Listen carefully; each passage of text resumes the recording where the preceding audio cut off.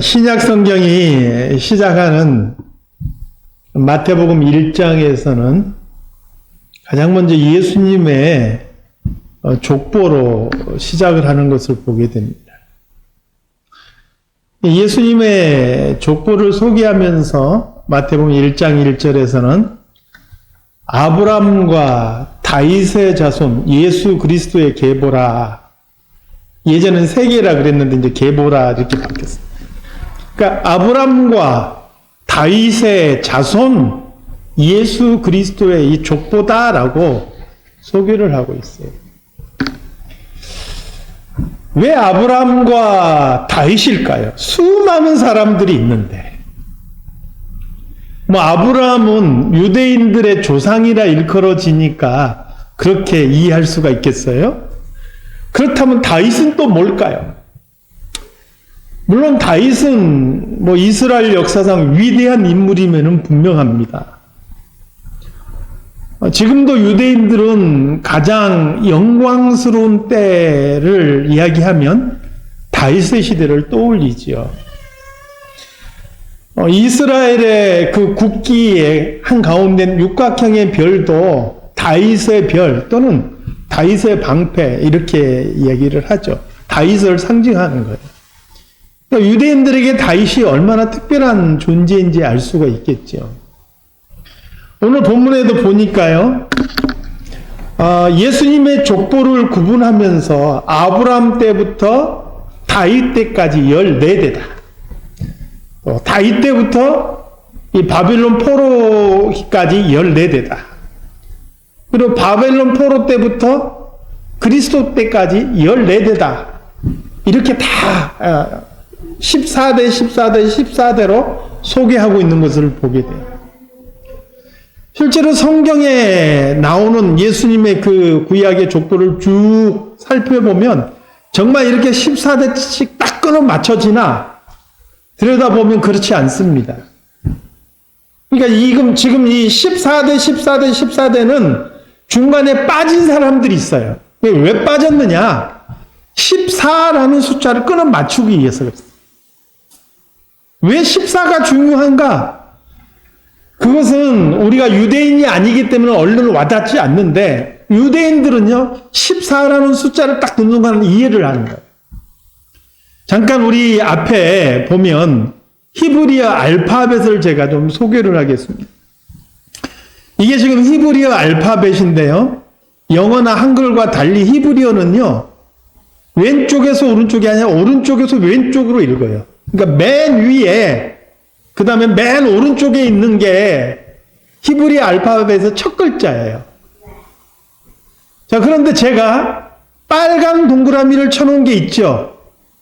몇 번째하고 몇 번째입니까? 네 번째와 여섯 번째. 네 번째와 여섯 번째에 동그라미를 쳐놨어요.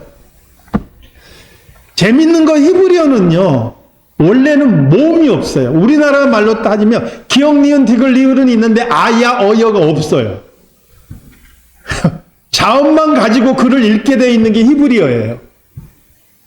그리고 여기 보시는 네 번째와 다섯 번째 그리고 다시 네 번째 이게 다윗이라는 그 단어의 글자예요. 네 번째, 여섯 번째, 네 번째 이 세 자음이 다윗이라는 말을 나타내는 글자예요. 그리고 재미있는 것이요. 히브리어는요. 이 알파벳에 숫자가 다 붙어 있어요. 첫 번째 것부터 제가 1, 2, 3, 4 이렇게 숫자가 붙어 있어요. 그러면 생각해 봅시다. 네 번째 다윗을 의미하는 첫 번째 글자가 있죠. 이게 4예요. 여섯 번째 다윗을 의미하는 두 번째 글자가 있죠. 이게 6이에요. 다시 네 번째 다윗을 의미하는 세 번째 글자 4지요. 4, 6, 4를 합하면 14예요. 그래서 유대인들은 14라는 숫자를 들으면 다윗을 의미하는지 금방 알아요. 그러니까 족보를 구성하면서도 다윗이라는 사람을 알리기 위해서 일부러 14대, 14대, 14대 이렇게 끊어서 배열을 해놨다 이거예요. 그러면 성경은 왜 예수님을 이렇게까지 강조해 가면서 아브라함과 다윗의 자손이라고 소개를 하고 있느냐 하는 것이죠. 그것은 바로 하나님께서 아브라함과 그리고 다윗과 맺은 언약 때문에 그렇습니다.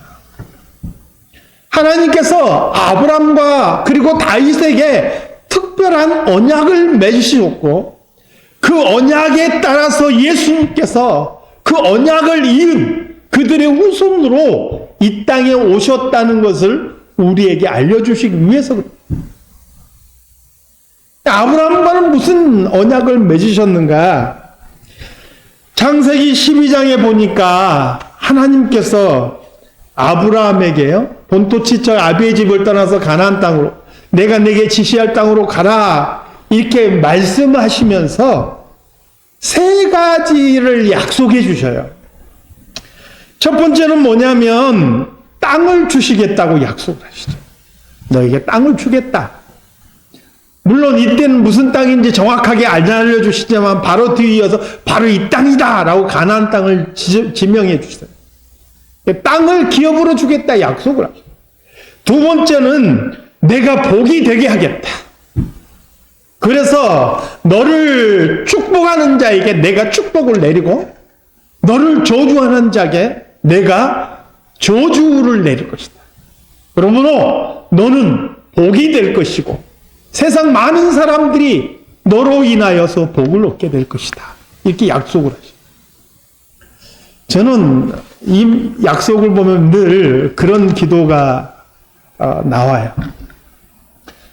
우리 사랑장로교회 성도들도 다 이 복이 되시기 바랍니다. 그래서 여러분들 때문에, 여러분들도 복을 받지만 여러분들 때문에 주변이 함께 복을 받을 수 있기를 주님의 이름으로 축원합니다. 이 아브라함에게 주신 약속이지만 우리에게도 주신 약속이라고 분명히 믿습니다. 세 번째는 뭐냐? 자손에 대한 약속이 있어요. 하나님께서 아브라함에게 내 자손을 통하여서, 내 아들을 통하여, 내 씨를 통해서 내가, 내 민족이 창대하게 되리라, 이렇게 약속을 하셨어요. 우리가 주목할 것은 이 세 번째이죠. 이 약속하신 이 자손에 대한 약속은요, 창세기 15장에도 나오고 창세기 22장에도 나오고, 내가 하늘을 우러러 무표를 보라, 셀 수 있나 봐라. 내 자손이 그와 같으리라. 22장에도 마찬가지야. 하늘의 무별과 같이 바다의 모래와 같이 내 자손이 많아지리라. 하나님께서 약속을 하셨어요. 그런데 놀라운 것은요, 이렇게 말씀하신 이 자손을요, 자손들이라고 표현하지 않고 자손이라고 단수형을 사용했다는 거예요. 이걸 사도 바울은요, 갈라디아서 3장 16절에서 그 자손이라고 말씀하신 그분이 바로 그리스도시다라고 우리에게 소개를 하고 있는 것이죠. 하나님께서는 아브라함에게 내 자손을 통해서 땅의 모든 민족들이 복을 받게 될 것이다 약속하셨고요. 사도 바울은 갈라디아서 3장 16절에서 그 약속대로 이 땅에 오신 바로 그분이 그리스도 예수시다라고 확인해주고 있는 것이죠. 두 번째, 다윗도 마찬가지입니다. 다윗에게도 하나님께서 약속을 하셨는데요. 사무엘하 7장에 보면 다윗이 나단 선지자와 의논하고 하나님의 성전을 짓고자 합니다. 이때가 언제냐면 다윗이 헤브론에서 한 7년 반 정도 통치를 하고요. 다시 이스라엘 전체의 왕이 돼서 예루살렘으로 옮겨오게 되는데 바로 그 시기에 사방의 모든 대적들을 다 이기고 나라가 안정되고 평안한 시기예요. 여러분, 힘들고 어려운 때 예수 믿는 게 쉬울까요? 평안할 때 예수 믿는 게 쉬울까요?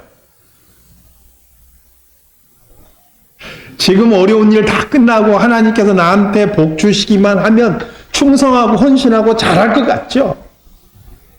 예전에 입버릇처럼 제 앞에서 입버릇처럼 그렇게 이야기하시는 장로님이 계셨어요. 한국에서. 하나님께서 정말 나에게 그냥 크게 축복해 주시면 내가 정말 크게 헌신할 텐데. 입버릇처럼 그렇게 이야기하시는데 그분 별명이 왕소금이었어요. 은퇴하실까지 크게 충성한 한 번도 못 봤어요. 지금 못하면 나중에도 못하는 거예요. 사람이요, 하나님께서 평안을 주시면, 하나님께서 그 사람의 복을 넘치도록 주시면 잘할 것 같은데, 오히려 거만해지거나 교만해지거나 그것에 매몰되어서 잘못된 길을 가는 경우가 굉장히 많이 있어요.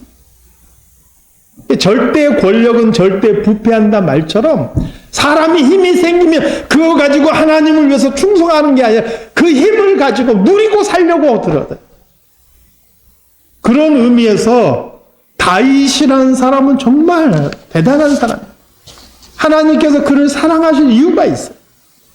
그가 평안하고 안정을 찾았을 때 가장 먼저 무엇을 생각했느냐? 하나님을 생각했어요. 나는 백향목궁에 거하는데 하나님의 궤는, 언약궤는 이 성막 안에 있구나. 이 나단 선지자에게 의논하는 거예요. 내가 하나님을 위하여 성전을 건축하고 싶습니다.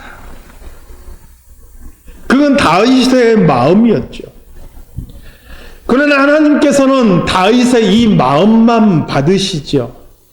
성전이라는 것은요, 거룩한 곳이에요. 근데 다윗이라는 사람의 그 상징성이 성전을 짓기에 합당하지 않습니다. 다윗은요, 전쟁하는 사람이었어요. 나라를 안정시키기 위해서 전쟁하고 피를 많이 흘렸던 사람. 그 하나님께서 너는 피를 많이 흘렸기 때문에 합당치 않다라고 말씀하시는 거예요. 거룩한 성전을 짓기에는 다윗이라는 사람의 그 상징성이 전쟁에 정말 그 용사이지만 성전을 짓기에는 합당하지 않는 거예요. 내 아들을 통해서 짓게 하겠다. 이렇게 말씀하시는 거예요. 그러면서도 하나님께서 이 마음이 내게 있는 것이 좋다. 다윗의 마음을 너무 기뻐하신 거예요. 그래서 이 순간에 하나님께서 다윗에게 약속을 하셔요. 역시 세 가지 내용을 담고 있습니다. 첫 번째는 다윗이라는 사람 자체에게 주신 약속이에요. 그 약속이 뭐냐? 하나님께서 다윗의 이름을 존귀하게 만들어 주신다 그랬어요. 다윗의 집과 다윗의 나라가 영원히 보존되고 그 이가 견고하게 될 것이다 약속을 해주셨어요. 이 약속대로요, 다윗의 후예들이 왕이 될 때 그들이 잘못하고 정말 악한 길로 가도 하나님께서 다윗을 기억하고 참으시는 경우가 많이 있어요. 두 번째는 이스라엘 나라에 대한 약속입니다. 하나님께서는 다시는 이스라엘 나라가 옮김을 당하거나 해함을 당하지 않고 모든 대적에게서 벗어나 평안함을 누리게 해주겠다. 이렇게 약속을 하셔요. 물론 이건 이스라엘이 이 약속을 깨므로써 나중에 이제 이 약속이 깨어지게 되죠. 마지막 세 번째 이게 중요한데 바로 다윗의 후손에 대한 약속. 내 몸에서 날 자식을 세워서 그 나라의 일을 영원히 견고하게 하겠다. 이 약속을 주셨어요. 다윗은 그때 당시 잘 이해 못해. 이게 솔로몬에게 주신 약속이다. 솔로몬을 향한 약속이다 생각했는데 그렇지 않습니다. 성경은요, 여기서 말씀하신 다윗의 후손이 바로 메시아로 오실 그리스도라는 것을 우리에게 증거해요. 이것은 훗날 모든 유대인들이 다 그렇게 알고 그렇게 이해하고 있던 사실이에요. 요한복음 7장 42절 말씀을 보니까요, 예수님께서 유대인들 향하여 설교하시는데 그리스도는 다윗의 씨로 다윗에 살던 촌 베들레헴에서 나오리라 이렇게 설교하신 장면이 나와요. 예수님께서 이미 바로 다윗의 씨로 그리스도께서 오실 것이다 라고 말씀했고요. 이 말씀을, 이 설교를 듣던 유대인들 중에 아무도 그걸 이상하게 여기지 않아요. 왜요? 다 그렇게 알고 있어요. 메시아는 다윗의 후손으로 오신다 이렇게 알고 있었던 거예요. 그래서 우리가 잘 알고 있는 바디메오라는 소경이 예수님을 부를 때 뭐라고 부릅니까? 다윗의 자손 예수여 나를 불쌍히 여기소서, 이렇게 불렀던 것이죠. 그러니까 하나님께서 다윗에게 약속하셨고 그의 후손을 통해서 오실 예수 그리스도께서 이 땅에 한 나라를 세우는데, 이 나라는 세상의 나라가 아니고 하나님의 나라로서 영원히 견고하게 설 나라다라고 약속을 해주고 계신 거예요. 그리고 예수 그리스도께서는 아브라함과 또 다윗에게 하나님께서 약속하셨던 대로 그 약속에 따라 이 땅에 오셨다라는 것을 성경은 우리에게 보여주고 있는 것이죠. 사랑하는 성도 여러분, 저는 이 마태복음 1장을 보면서 물론 아브라함에게 준 약속이 어떤 것인가 막 잘 우리가 설명하고 이해하는 것도 중요하고요.